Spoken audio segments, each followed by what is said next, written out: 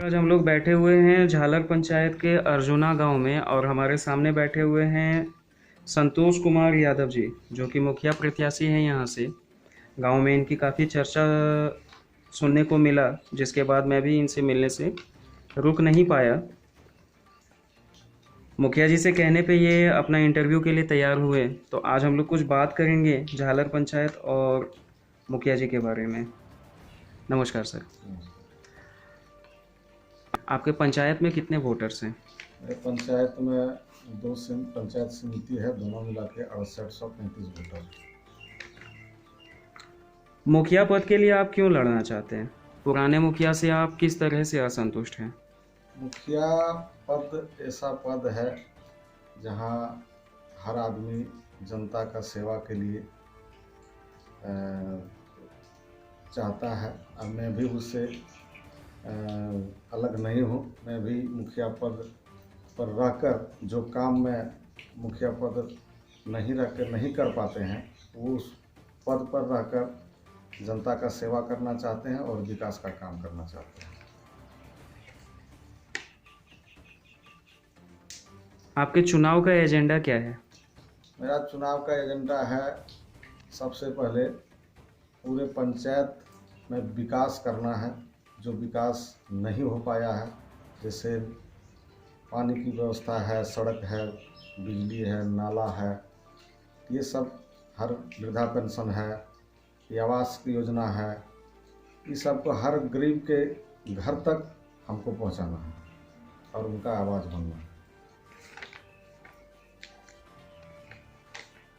मान लीजिए लोग आपको पसंद करते हैं, लोग आपको चुनते हैं, तो क्यों चुनेंगे लोग आपको?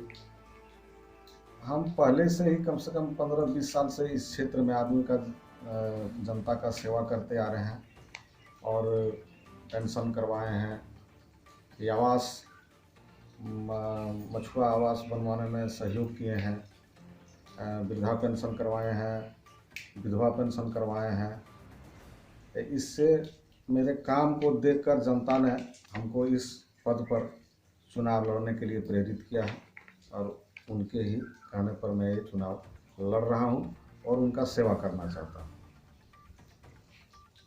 आप लोगों के लिए 5 साल में क्या क्या कर सकते हैं? क्योंकि बाकी मुखिया जो भी हैं, देश आज़ाद होने के बाद से पंचायत चुनाव हो रहा है और पिछले 70 सालों से जो मुखिया हैं वो अभी तक शायद ही कुछ कर पाए।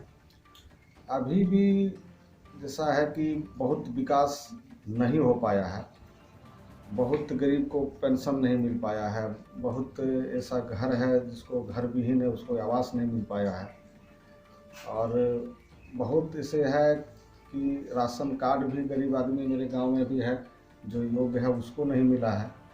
ये सब चीज़ हम चाहते हैं कि जनता का हक जो है जनता को मिले। बिल्कुल। क्या आपके परिवार या रिश्तेदारों में से कोई मुखिया पद के लिए उम्मीदवारी पेश कर रहा है?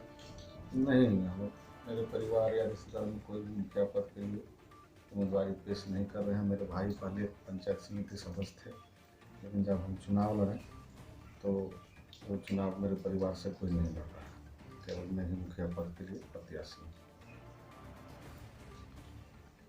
आपके पंचायत में बिजली की क्या स्थिति है? बिजली की उतनी अच्छी भी नहीं है, उतनी बुरी भी नहीं है। और लगभग कितने घंटे बिजली लगभग मिलती है यहाँ पे? 8-10 घंटा। 8-10 घंटा? 24 घंटे में केवल 10 घंटे? हाँ, 10 या 12 घंटा यही है, कंटिन्यू तो बिजली रहती नहीं है।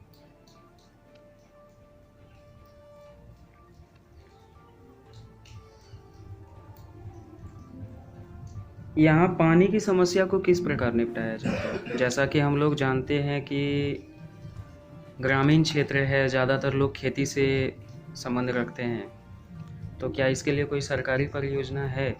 सरकारी परियोजना तो नहीं है, लेकिन मैंने अपने 10-15 साल के राजनीति कैरियर में एक चेक डैम अपने गांव में बनवाए हैं।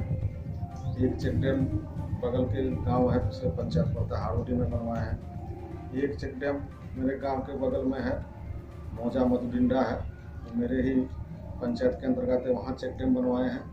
और अपने गांव में एक जो सरकार की योजना थी हाथी डूबा तालाब, वो हमने अपने गांव में पटवन के लिए वो बनवाए हैं। तो खेती की सारी ज़रूरत इससे पूरी हो जाती है। जहाँ तक हो सके अभी हम अपने प्रयास से या अपने कोशिश कर रहे हैं कि किसान को पानी की समुचित व्यवस्था मिले, लेकिन हम तो कोई अभी मुखिया है नहीं जिससे हम और कोई किसी परियोजना को हम यहाँ ला सके। अगर हम मुखिया बनते हैं तो अपने गांव में ही नहीं पूरे पंचायत में चाहते हैं कि परियोजना यहाँ पानी किसानों को दे, और उसको लाने के लिए हम कोशिश करेंगे।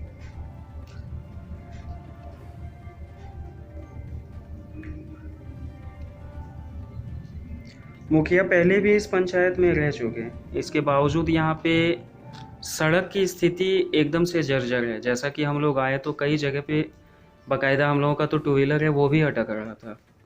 तो इस विषय में आप क्या कहना चाहेंगे? सड़क की व्यवस्था तो उतनी अच्छी है नहीं, और हम इसमें अगर जनता का सहयोग मिले और मुखिया हम बन जाते हैं तो सबसे पहले सड़क की व्यवस्था को दुरुस्त करेंगे। अभी तो उतनी अच्छी व्यवस्था है नहीं, लेकिन हम उसको अच्छी तरह बनाने का प्रयास करेंगे।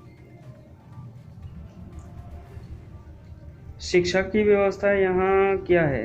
यहाँ कितने सरकारी या प्राइवेट माध्यमिक स्कूल या उच्च विद्यालय हैं?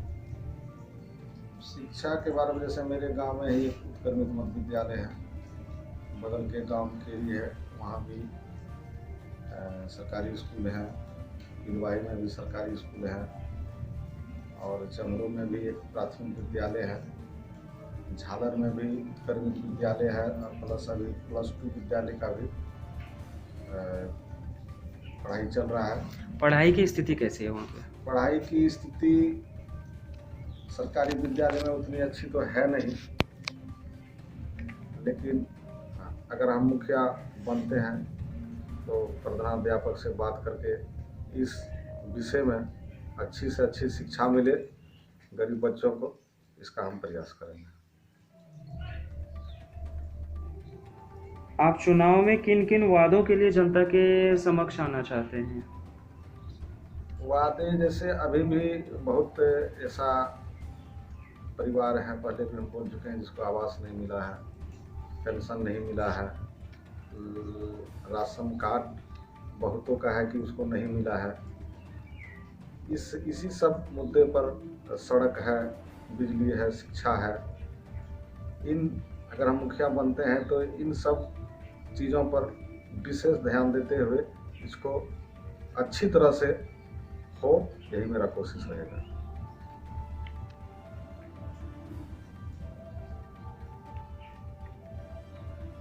जैसा कि हम देख रहे हैं बहुत सारे पंचायत में जातीय समीकरण का एजेंडा चलाया जा रहा है। इस पंचायत में आपको क्या लगता है, जातीय समीकरण किसी काम आएगी? हम तो जातीय समीकरण को नहीं मानते, हमको पूरे जनता का समर्थन चाहिए। मेरे गांव में, मेरे पंचायत में बहुत ऐसा अलग अलग जात के समुदाय के लोग रहते हैं, लेकिन मैं जात पात पर विश्वास नहीं करता हूं। हम सबको लेके चलेंगे और सबके साथ रहेंगे। आपसे मिलकर और बात करके बहुत अच्छा लगा। आप अंततः अपनी जनता को क्या संदेश देना चाहते हैं? मैं यही जनता से कहना चाहता हूं कि एक बार मुझे अपना समर्थन और आशीर्वाद देने का काम करें, उसके बाद विकास किस चिड़िया का नाम है उसको हम आप लोग को समक्ष प्रस्तुत करेंगे, विकास की गंगा बहा देंगे, यही मेरा वादा है। चलिए, धन्यवाद। चुनाव में अगर आप जीतते हैं तो हो सकता है कि हम लोग आपसे फिर मिलें, क्योंकि हमारा काम केवल चुनाव के पहले का नहीं, चुनाव के बाद का भी है। अगर आप विकास नहीं करेंगे सर, तो हो सकता है कि हमारी मीडिया आपके खिलाफ भी बोलेगी। तो अगर आप जीतते हैं, हमारी शुभकामनाएं आपके साथ हैं। अगर आप जीतते हैं तो अपने किए गए वादों को ज़रूर याद रखिएगा।